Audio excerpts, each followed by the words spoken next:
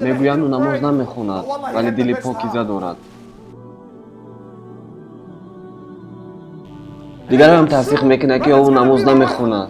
او برادر نماز نمیخونه، هیچ نمیکند، نخواند. برادرای عزیز، باید یک چیز رو فهمونم برای که ما گمراه شدیم.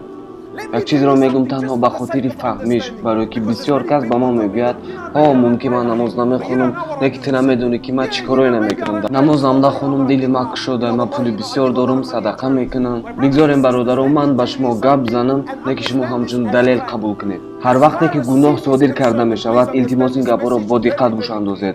البته همه گناه حرام است و همچون عمل خوب قبول کرده نمیشود، اما به خاطر فهمیش، برای که بسیاری از ما چی میبینیم که یگان برادر نشه میفروشه یا که یگان تا دیگرش آدم میکشه، ما چی میگیم های آدم اوی چقدر بده. یک چیز رو میگویم که در نزد الله سبحانه و تعالی چگونه است. هر وقتی که گناه به عمل میآید، مثلا کسی که مواد مخدر میفروشد بد است یا که خوب فقط کوتاه بد است، بد. قتل انسان چی؟ شخص زیناکار چی؟ شخصی که شراب می نوشد و چی خوب است یا که بد؟ شخصی که گناه های کلان میکند خوب است یا که بد؟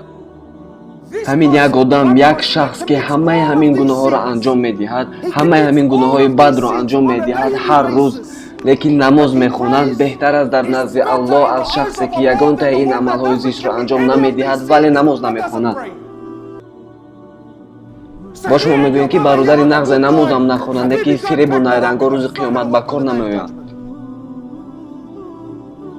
هر انسانی که یک نماز را قضا میکند، یک نماز دو تا نه، وقتی که یک نماز را قضا کردیم به یگان عذر، شما بدتر از آدم کشین، بدتر از زناکارین، بدتر از تروریستین، بدتر از شراب نوشین در نزد الله.